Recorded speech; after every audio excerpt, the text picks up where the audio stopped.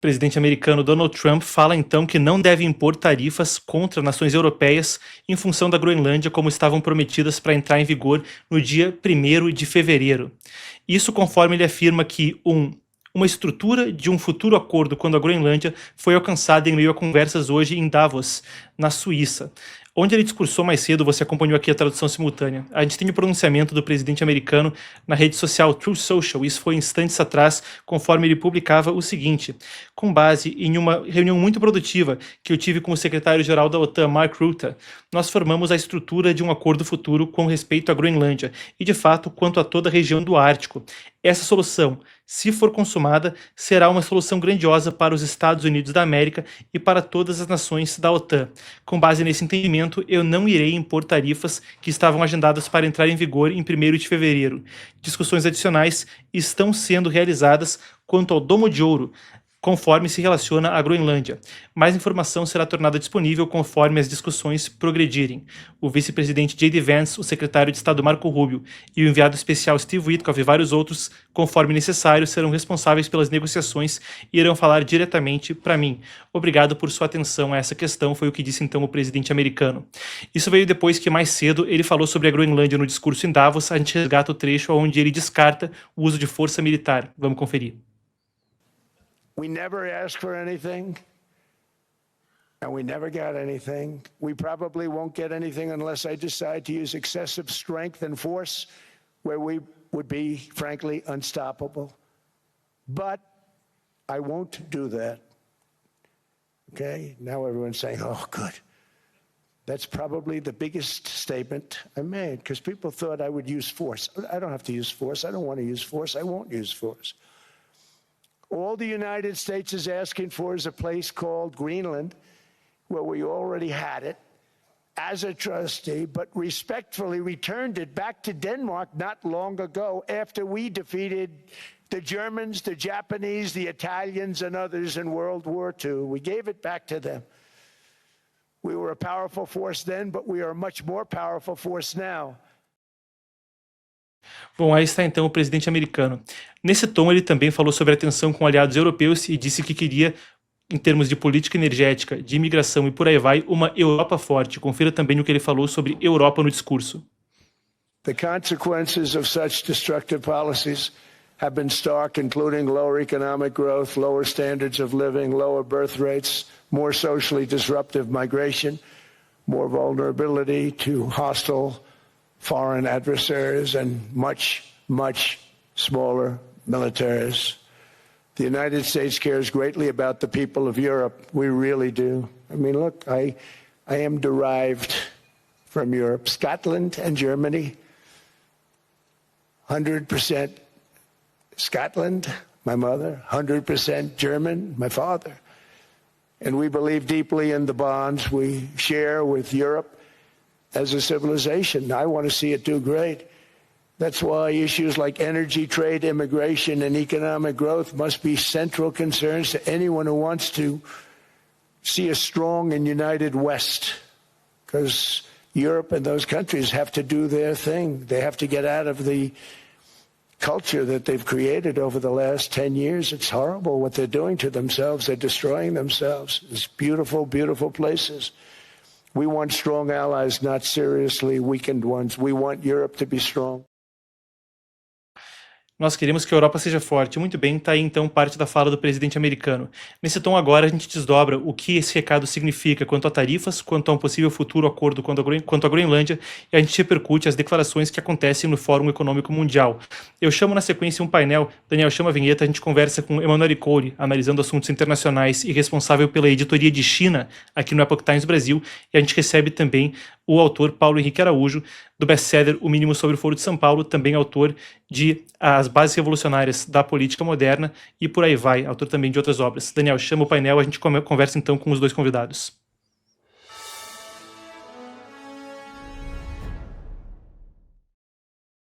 PH, Manu, prazer receber vocês aqui no programa, que alegria estar conversando com vocês sobre um tópico de tamanha relevância. Bom, Eu já conversei com a Manu, a gente fez a cobertura juntos, então, a respeito do Fórum Econômico Mundial, mas eu vou te pedir para começar primeiro repercutindo, então, a fala de Trump sobre um futuro acordo sobre a Groenlândia ter sido alcançado e também sua repercussão quanto ao discurso mais cedo do presidente americano. Certamente sei que você também estava fazendo a cobertura, PH. Bom, boa tarde, meus caros. É uma alegria estar aqui com vocês. Manu, também, saudações. Olha, realmente foi um discurso ali de várias camadas, né? Teve diversas tensões e a gente percebe que o Donald Trump ele levou um discurso pronto e uma visão muito clara da equipe dele, do staff da Casa Branca, mais apaziguador.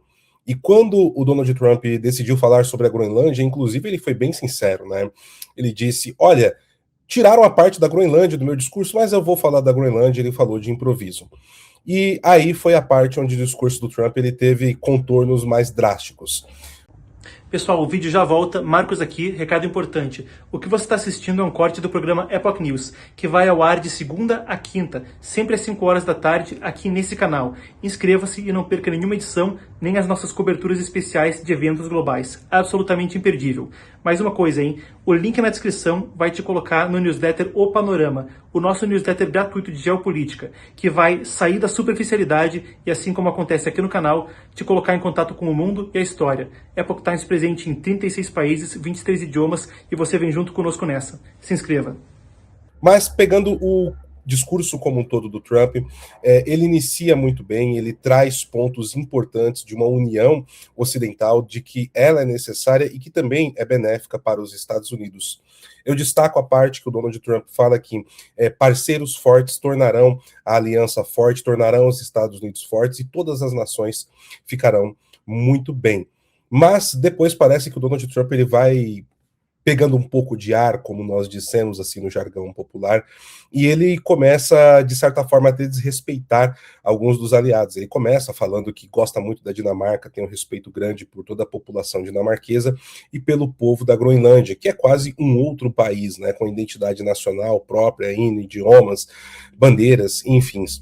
E ele chega a um ponto de colocar ali que a Groenlândia era apenas um pedaço de gelo que não servia para nada, praticamente. Isso pega muito mal diplomaticamente no cenário internacional e traz um desrespeito diplomático a um aliado de mais de 100 anos estabelecido, onde o próprio Estados Unidos da América, por 2 vezes, chancelou e ratificou a Groenlândia como uma parte do Reino da Dinamarca, que é composto por 3 países: a Península da Dinamarca, as Ilhas Faroé e a própria Groenlândia. Mas tirando esses pontos, nós tivemos também algumas indicações que Donald Trump deu, que eu acredito que foi muito importante no meio de tudo isso. Principalmente, Marcos e Manu, quando ele fala de problemas que a Europa precisa enfrentar justamente no setor energético. Isso foi muito importante e traz uma realidade das relações diplomáticas e como os Estados Unidos estão enxergando essa remodelação, né, dessa nova ordem global que vai se formando e afirmada por vários líderes desde ontem.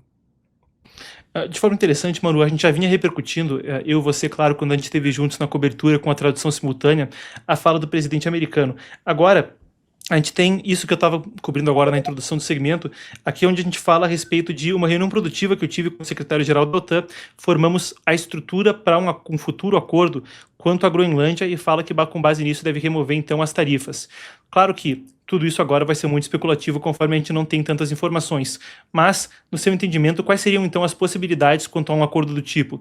Muita gente fala que, além de uma opção militar agora descartada, mas além de uma anexação, eventualmente por compra da Groenlândia, também haveria questões similares às ilhas do Pacífico. Foi a análise que você trouxe antes. Por favor, Manu, traz pra gente as possibilidades da tua perspectiva. Bom, perfeito, Marcos. Como você comentou, a gente ainda não tem como saber todos os detalhes deste acordo que ele está tentando fechar agora ali com a OTAN.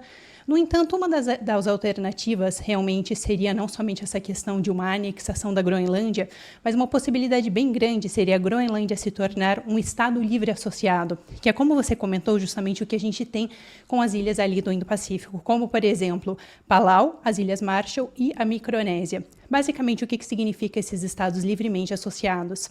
Eles são estados para os quais os Estados Unidos enviam dinheiro e, em troca, os Estados Unidos, então, têm controle do setor de defesa desses países. Por que isso é tão interessante? Justamente porque esses países, a Groenlândia, no caso, continuaria, então, sendo um país autônomo, continuaria com a sua autonomia. No entanto, no setor de defesa, que é onde justamente importa para Donald Trump ali, os Estados Unidos teriam uma influência muito forte. Não, perfeito, interessantíssimo. Tem uma questão aqui, PH, agora eu queria tentar desdobrar isso um pouco mais, conforme a gente fala não só sobre essa questão da Groenlândia, mas quanto à questão em geral em Davos. Dessa perspectiva, aquilo acontece conforme a Ursula von der Leyen, Mark Carney do Canadá e outros. Queria até que a gente tem aqui Trump falando a respeito dessa questão.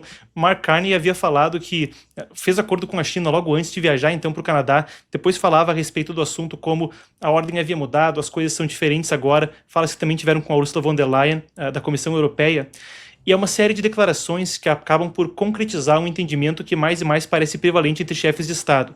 Os sistemas internacionais, como vigoravam, estão mortos, são letra morta, e o que vai vigorar na sequência é aquilo que se fica em dúvida.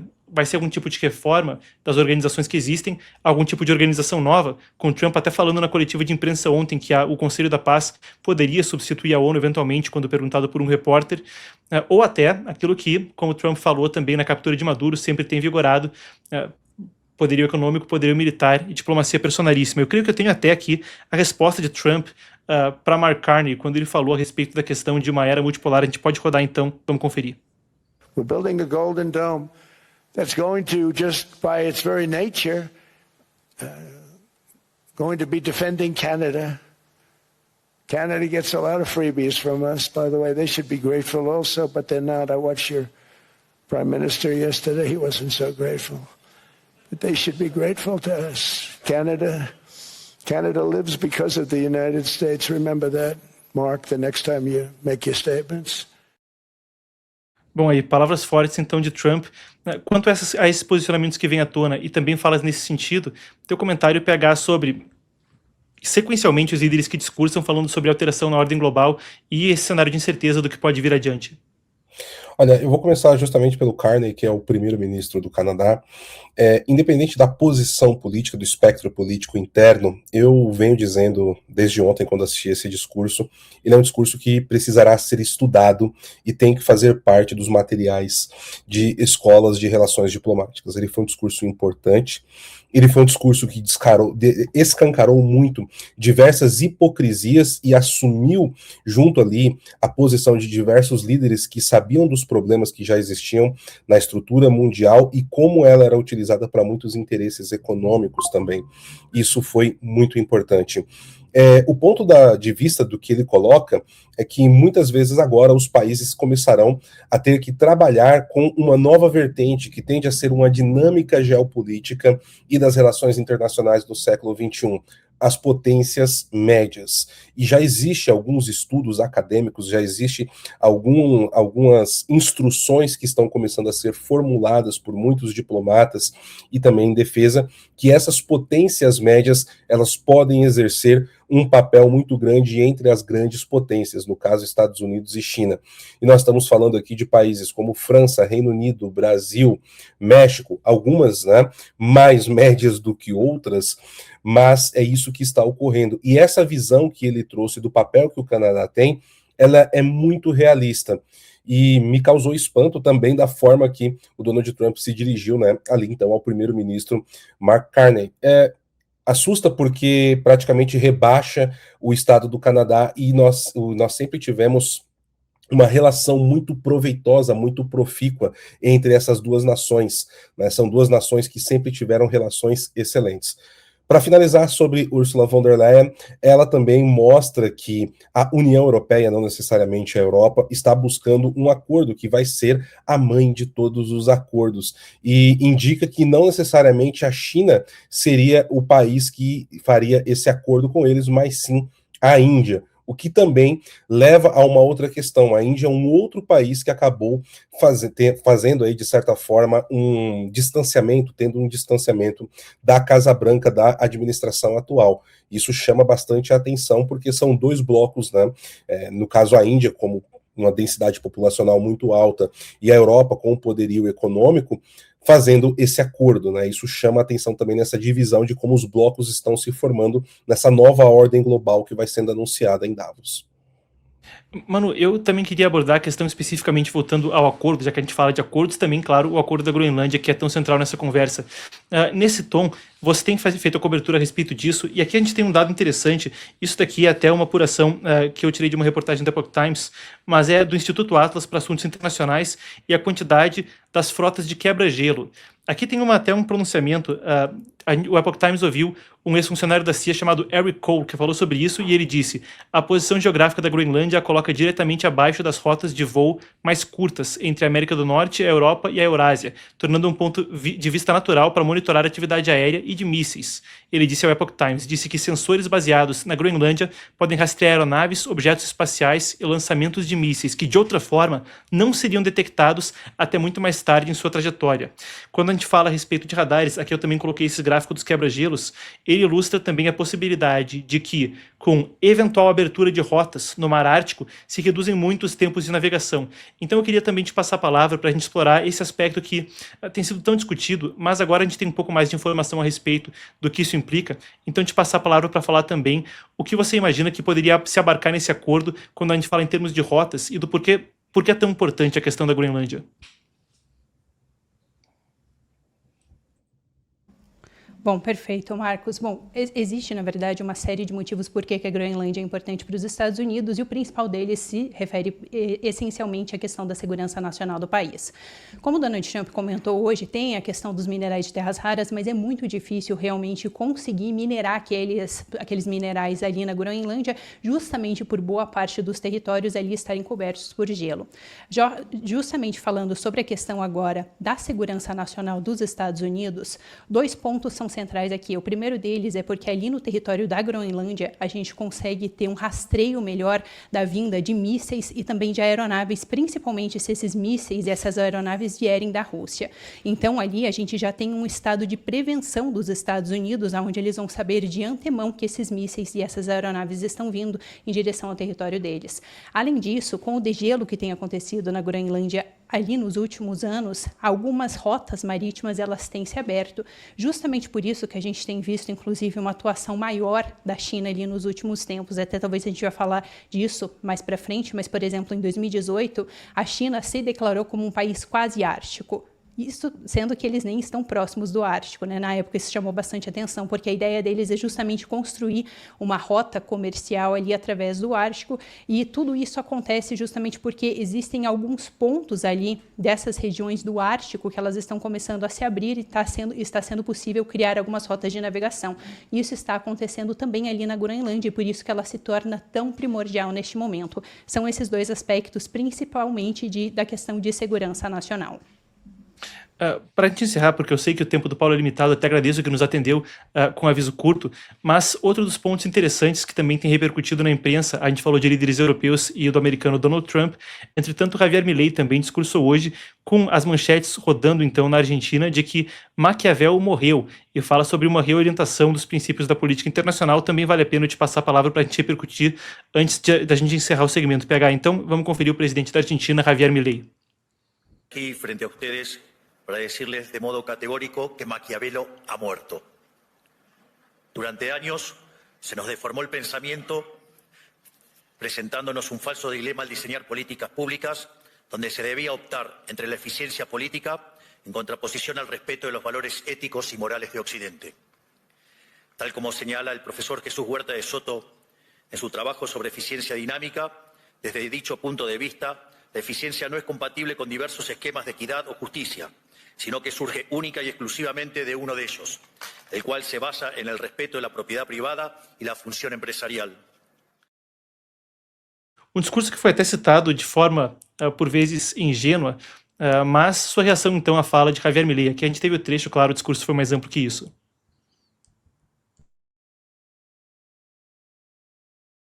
Paulo, creio que tu está... Estava no mudo, perdão. Eu creio que o discurso do Milei, ele vai muito na linha do que está sendo discutido dentro do Fórum Econômico Mundial. E quando nós observamos principalmente o último ano das declarações internacionais de Javier Milei, ele tem sido muito estratégico. Ele tem falado pouco e quando ele fala, ele está defendendo valores que fundamentaram a formação do hemisfério ocidental, sempre se colocando ali com um pensamento de certa forma, colegiado, um pensamento aglutinador com as grandes potências e que simbolizam esses valores em diversas tradições, desde o ponto de vista espiritual quanto econômico. E aqui, percebam, ele fala de uma tradição muito importante. Ele fala da tradição da propriedade privada, ela que fundamenta basilarmente, né, o que nós temos na história do Ocidente cristão como um todo. Isso é muito interessante, só que passa, né, como uma nota de rodapé no meio desse comentário dele. E também acaba contrastando com o grande embate que nós estamos vendo entre as grandes economias do hemisfério norte ali, principalmente entre os Estados Unidos e o bloco europeu.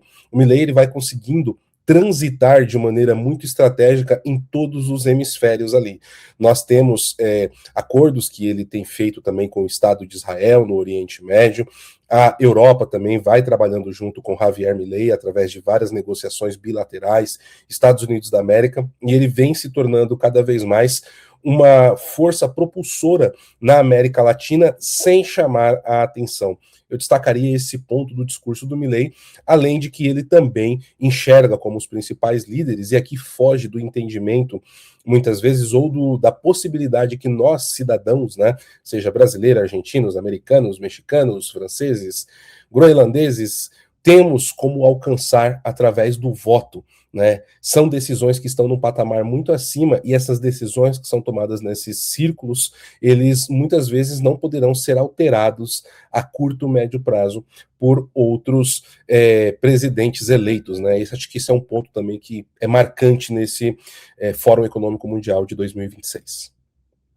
É interessantíssimo, até para ter a informação, teve uma matéria exclusiva do Financial Times falando que o Larry Fink, porque teve toda a polêmica com Klaus Schwab, conforme ele foi retirado então da liderança do Fórum Econômico Mundial em abril passado, mas o Larry Fink, que, claro, também está à frente da BlackRock, agora é uma das pessoas administrando interinamente o Fórum Econômico Mundial, falava que eles teriam que sair de Davos, na Suíça, porque ali era um negócio muito isolado, as elites ficavam sem contato com nada, teria que colocar pelo menos em Dubai ou Detroit. Ele falou que talvez de fazer uma liderança rotativa, fazer um Fórum Econômico Mundial uma vez com o evento acontecendo em Jacarta ou em Buenos Aires, para que os líderes que estão ali também pudessem ter um contato maior com aquilo que é as realidades do mundo que eles estão abordando ali. Bom, Paulo, Manu, um prazer ter estado com vocês nesse segmento bom demais. Quem ainda não conhece o trabalho do Paulo Henrique Araújo, vocês podem encontrar ele no canal PH Vox. É sensacional, um parceiro editorial que frequentemente nos atende e sempre sensacional nas análises. Manu, quem ainda não conhece, por favor, né, você não está acompanhando o canal, mas acompanhe o China em Foco também e você, claro, vai encontrar a Manu também por aqui. Paulo, Manu, muito obrigado. Então, a gente fala na sequência a respeito de Irã. Não sei se vou passar a palavra para a gente encerrar. Quer dizer mais alguma coisa, Manu? Não, Marcos, acho que era só isso mesmo. Eu só queria, talvez, adicionar uma questão ali, justamente que a gente estava discutindo esse ponto, porque nos últimos tempos, enquanto Donald Trump tinha afirmado constantemente que a Groenlândia ali era importante para a segurança dos Estados Unidos, vieram vários comentários, inclusive de líderes europeus, falando, não, mas a gente não tem realmente atuação da China e da Rússia ali na Groenlândia. Pode ser que eles não estejam atuando diretamente ali na Groenlândia, mas fato é, nos últimos tempos eles têm aumentado bastante o posicionamento deles e têm expandido bastante as ações militares deles ali na região do Ártico. Tanto que, por exemplo, no ano passado, a gente teve o primeiro relatório em vários anos do Pentágono destacando justamente as estratégias deles para o Alasca, dizendo que os Estados Unidos precisariam, por uma questão de segurança, estar mais presente ali e juntamente com os aliados europeus. 2 dias depois dele serem publicado esse relatório, a gente teve exercícios conjuntos com 2 bombardeiros chineses e 2 bombardeiros russos, onde eles chegaram até mesmo a adentrar na zona de identificação ali, tanto dos Estados Unidos como também do Canadá. Então, é só para destacar aqui que realmente existe essa preocupação com uma atuação cada vez maior de China e de Rússia na região do Ártico em geral. PH, te passo a palavra. Consideração final, onde é que o pessoal pode te encontrar? Perfeito. Bom, como você disse, Marcos, estou lá no PH Vox, Geopolítica Descomplicada, no X, no @PH Araújo, e só aqui, fazendo um adendo, né, e concordando plenamente com a Manu, A questão da segurança nacional e as alegações que os Estados Unidos da América tratam sobre a Groenlândia, elas são reais, elas são preocupações válidas, né? Eu acredito que é consenso até na comunidade internacional que o grande problema de discussão é a forma que essa pressão está sendo feita com aliados. Isso poderia ser feito de maneira diferente, né? Porque todos os pontos ali, as argumentações, elas são válidas. Acho que esse é um ponto importante de eu expressar aqui, né? Hoje eu fiz um papel um pouco mais crítico, né? Então, só deixar isso registrado que concordo com as alegações de segurança dos Estados Unidos da América e são justas. Obrigado, meus caros.